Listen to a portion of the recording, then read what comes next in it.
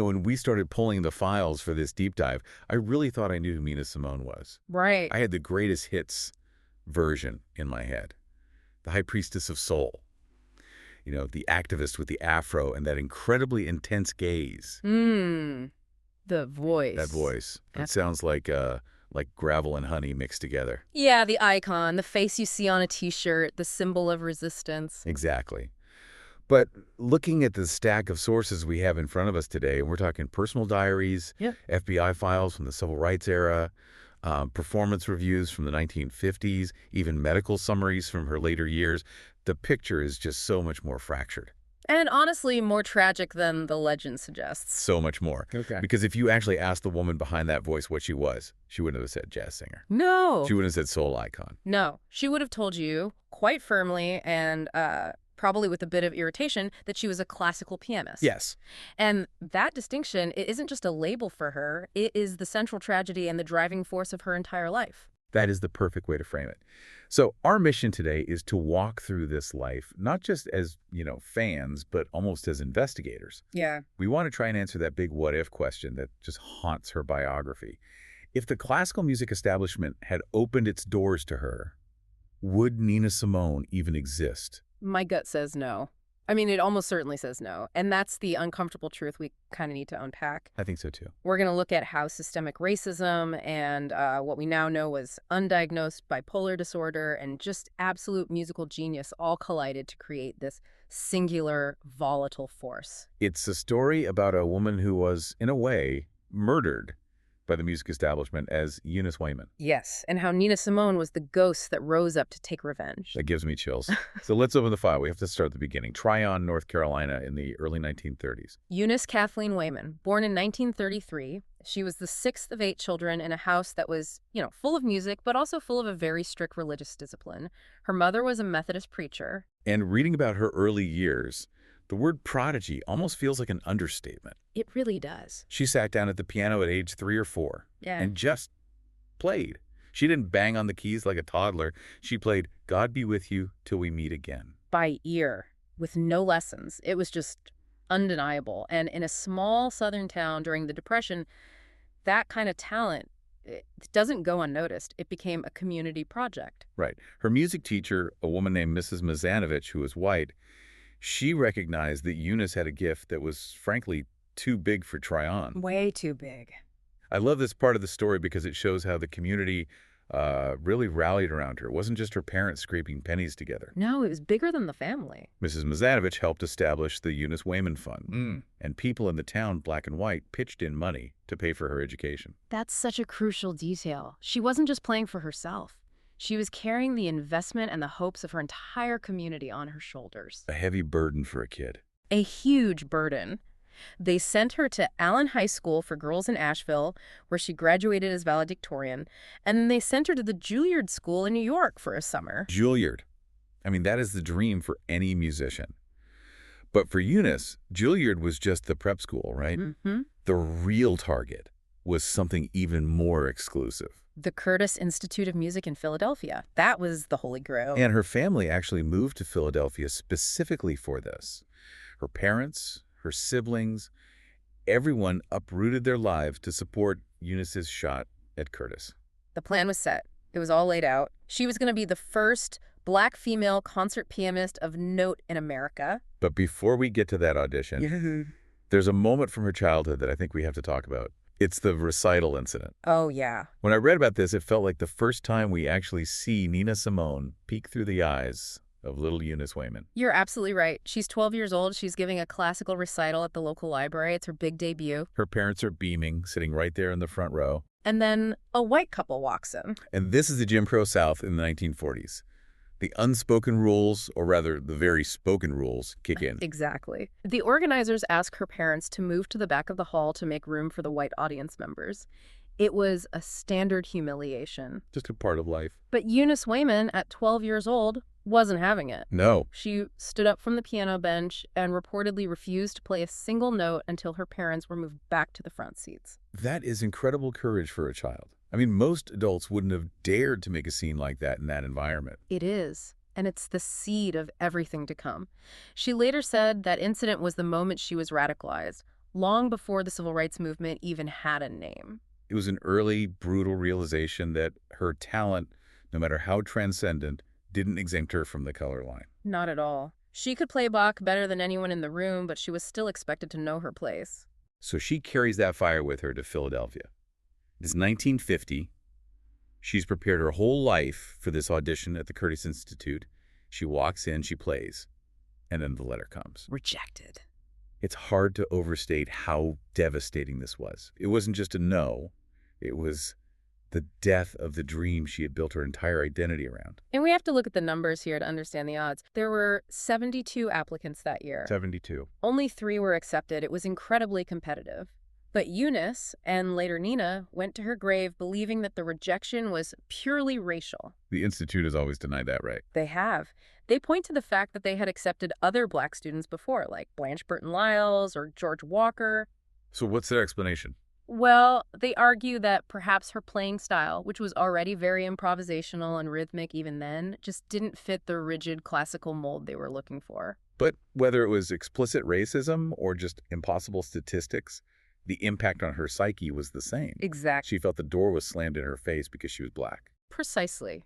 She wrote later that it felt like the white world had rejected her, and that wound, it never healed. No? It festered. It became the chip on her shoulder that fueled her brilliance, but also her anger. So Eunice Waymon is in Philadelphia. She's rejected. She's devastated. But she still wants to prove them wrong. Oh, yeah. So she keeps taking private lessons with a man named Vladimir Sokolov, who was a professor at Curtis. Mm-hmm. But private lessons cost money. A lot of money. And that financial need is what accidentally invented Nina Simone. It's 1954. She needs cash. She finds a gig at the Midtown Bar and Grill in Atlantic City. How much did it pay? It paid $90 a week. $90 a week. But she can't use her real name. No way. Her mother, the Methodist preacher, would have been horrified. Oh, absolutely. To her mother, playing in a bar was playing the devil's music. If word got back to North Carolina that Eunice was playing in a gin joint, it would have broken her mother's heart. So she creates a mask. An alias. She has to. Let's break down the name. Where did Nina come from? Nina came from a boyfriend she had at the time, a guy named Chico. He used to call her Nina, little girl in Spanish. Okay, that's sweet. And Simone? From the French actress Simone Signoret. She had just seen her in the movie Casque d'Or. It sounded elegant, French, sophisticated. It was a character she could step into. Totally. So she has the name. She sits down at the piano at the Midtown Bar and Grill.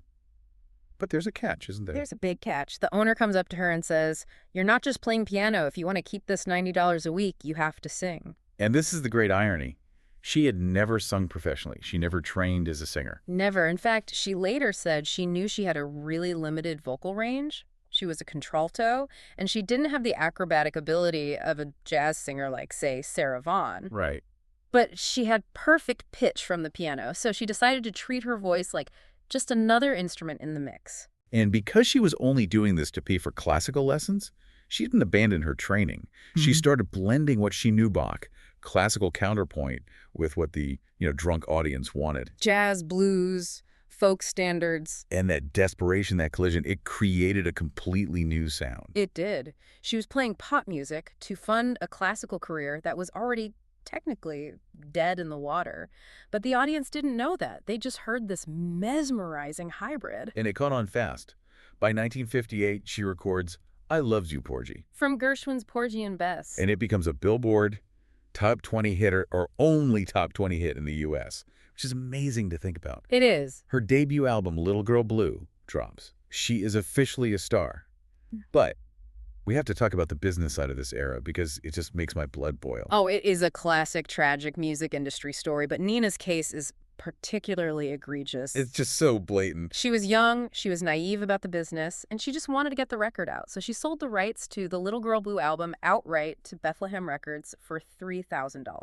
$3,000. For the entire album? For an album that contains My Baby Just Cares for Me. Exactly. She missed out on over $1 million in royalties, specifically when My Baby Just Cares for Me became this massive global hit in the 1980s because of a Chanel perfume commercial. She didn't see a dime. Not a dime from the record sales. She only got writer's royalties on songs she wrote, and she didn't write that one. It just sets up this lifelong dynamic where she feels used. by the industry, by managers, by the establishment. She felt like a workhorse being exploited. And, I mean, she wasn't wrong.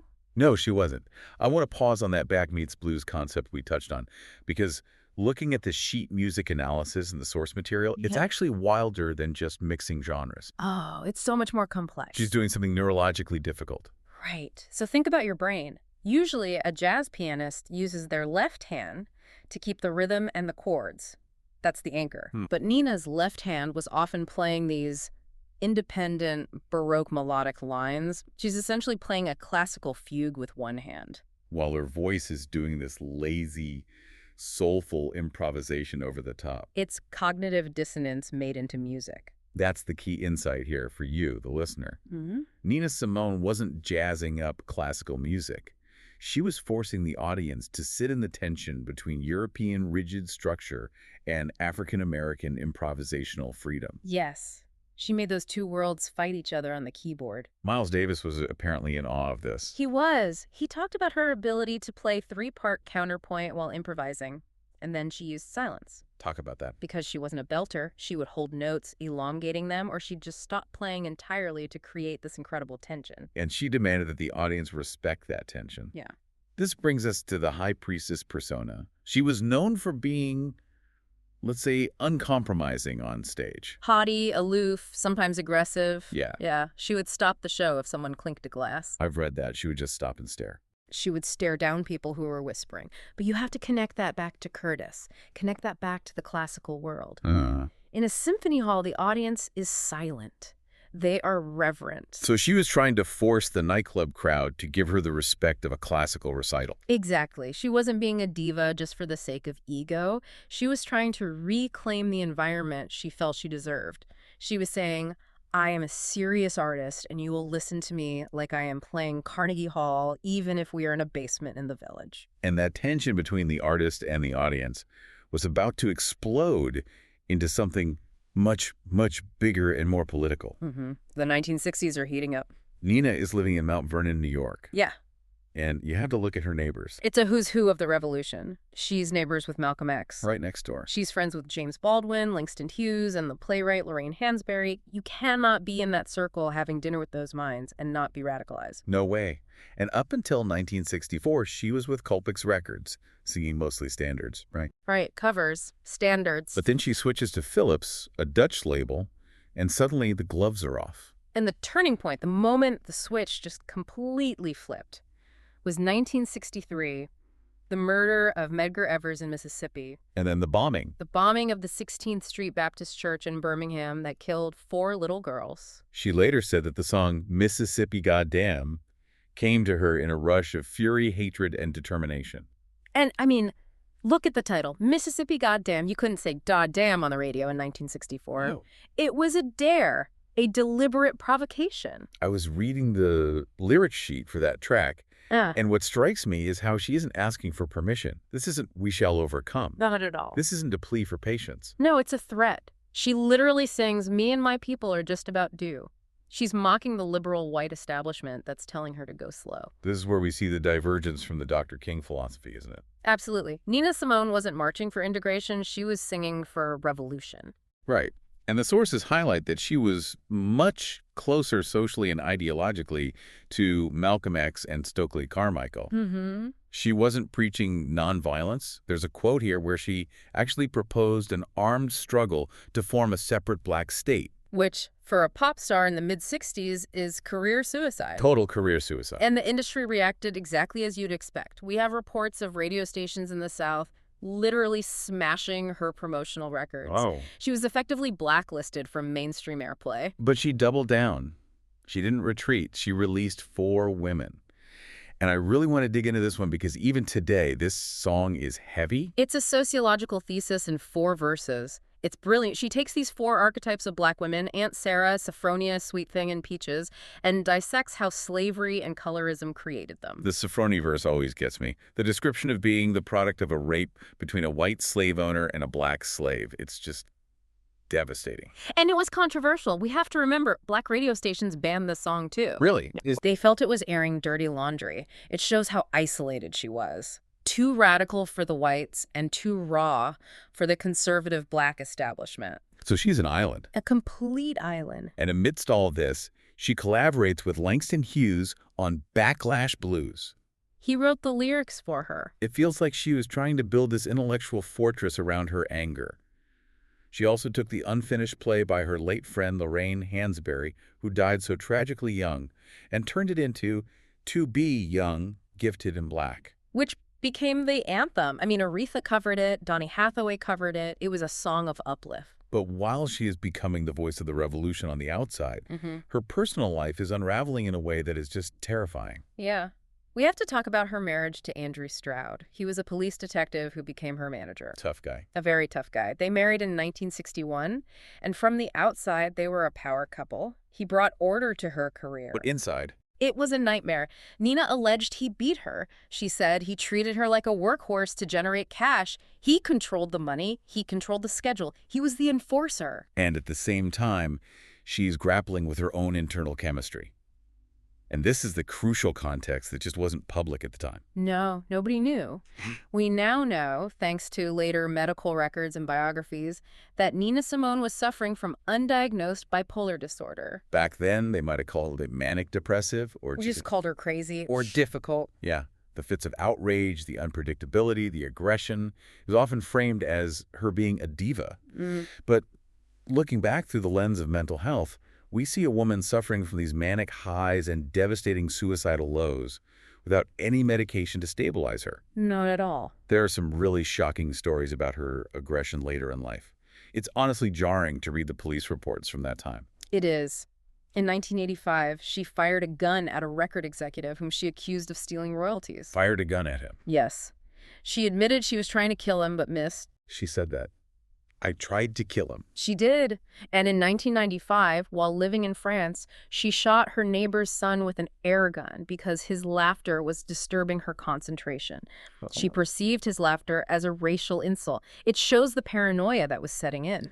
It breaks the high priestess myth, doesn't it? Yeah. But we have to look at the medical context, that rage wasn't just personality, it was pathology. It was illness. And we also have to touch on another aspect of her identity that she kept largely private, her sexuality. Right. Her diaries reveal that she was bisexual. She had relationships with women, but in the environment she was in, the church upbringing, the rigid expectations of the civil rights movement, she never publicly came out.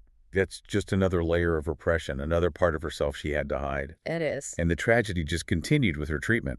Later in life, her caretakers and friends sometimes had to crush her medication, a drug called Trilofan, into her food because she wouldn't take it. It's a heartbreaking image, isn't it? A genius who has lost control of her own mind. In this chaos, it eventually led to the Great Rupture, what the biographies call the nomad years. Yeah.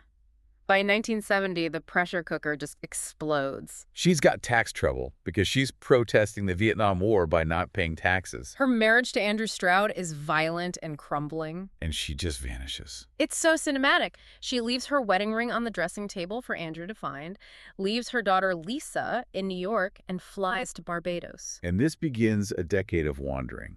But this wasn't a vacation. Reading the accounts of this time, it feels like she was running for her life, but also running from herself. Oh, absolutely. Barbados was the first stop. And interestingly, she wasn't just hiding out. She had a lengthy affair with the Prime Minister, Errol Barrow. Wow. She was seeking power and protection. She thought maybe she could be the first lady of Barbados. But when that didn't work out, Miriam Makeba, the great South African singer, convinces her to move to Liberia. Yeah, she told Nina, come home to Africa. And Nina did. She felt the spiritual connection there. But this chapter, this is the one that really hurts to read about, specifically regarding her daughter Lisa. It's very difficult. Lisa eventually joins her mother in Liberia, but Nina is off her medication, she's manic, and she's paranoid. Lisa has gone on record describing severe physical and mental abuse during this time. It is the darkest part of the dossier. You have the woman who wrote To Be Young, Gifted, and Black, the ultimate anthem of Black child affirmation, Yes. simultaneously driving her own child to the brink of suicide. It's an unbearable contradiction. It is. Lisa eventually had to flee back to New York to live with her father. It just highlights the tragedy of her illness. She couldn't be the mother Lisa needed because she couldn't even govern her own mind. No. She bounces from Liberia to Switzerland. And then, oddly enough, she found a moment of peace in the Netherlands. in Nijmegen, a small Dutch city. It seems so random. It does, right? Why? Yeah. Why? Well, she had a friend there who helped her get settled. And from about 1988 to 1991, she lived a fairly anonymous life. She lived next to a hotel. She had a small circle of friends. But most importantly, She had doctors who properly diagnosed her and prescribed medication that actually worked. It was a stabilizer. it was the eye of the storm. And ironically, while she's living this quiet life in a small Dutch city, her career gets a massive second wind. The Chanel commercial. The power of advertising. Chanel No. 5 used her 1958 recording of My Baby Just Cares for Me in a commercial in Europe. The song she sold the rights to for peanuts. The very same. But this time, the resurgence in interest allowed her to tour at a higher level to make money from performances. It introduced her to a whole new generation. And it allowed her to move to the south of France, near Aix-en-Provence, where she spent her final years. And even in those final years, she was still performing. But the reports say it was erratic. Very. Sometimes she was brilliant, sometimes she was too drunk to play, or she would, play for 15 minutes and just leave. But when she was on, she was still the high priestess. It's interesting to see how her legacy has shifted since she passed away in 2003. It feels like she's bigger now than she was even in the 90s. Absolutely. And that's partly due to hip-hop and sampling culture. Right. Kanye West is a huge fan. He sampled Strange Fruit for Blood on the Leaves and Sea Lion Woman for Bad News. And Jay-Z sampled 4 women for the story of O.J. A very powerful sample. It keeps her voice in the conversation. Yeah. And we see her music popping up in TV shows constantly. The BoJack Horseman ending using stars was devastatingly perfect. Oh, it was. 6 Feet Under used her music too. Her voice just carries a weight that nothing else does. And then there's the Rock and Roll Hall of Fame induction in 2018. Which is well-deserved. But the most poignant honor, for me, brings us right back to the beginning of the episode, the full circle moment. The Curtis Institute. 2 days before she died in 2003, the Curtis Institute of Music, the school that rejected her, the rejection that she carried as a wound her entire life, awarded her an honorary degree. 2 days before she died. She knew about it, though. Oh, she did? Yes, she knew it was coming. She died knowing that the establishment had finally bent the knee. But by then, she was Dr. Nina Simone. She had received honorary degrees from Amherst and Malcolm X College. She demanded that respect. And she got it. Yep. When we look at her life, from the little girl in Trayon to the exile in France, it's just so full. It's full of fight. That's the word, fight. She fought the classical establishment, she fought Jim Crow, she fought the record labels, she fought her husband, and she fought her own mind. So what does this all mean for us today? When we put on a Nina Simone record, what are we actually hearing? I think we are hearing the sound of absolute unfiltered truth. She once said in a famous interview that freedom is no fear. I know the quote. I'll tell you what freedom is to me. No fear. And when you listen to her, you hear someone striving for that. She wasn't always fearless. I mean, the sources show she was often terrified and paranoid, but the music is the sound of her trying to break free of that fear. That's a great way to put it. Exactly. And maybe what the world called difficult was just a woman refusing to shrink, refusing to be small in a world that desperately wanted her to be. She refused to be just an entertainer. She insisted on being an artist, a revolutionary, and a human being with all the messiness that entails. Well, I think that's the perfect place to leave it. If you haven't listened to Nina in a while, do yourself a favor. Go put on Sinnerman. Put on Mississippi, Goddam. Listen to the piano work. Don't just hear the voice. Listen to the left hand. Listen to the silence between the notes.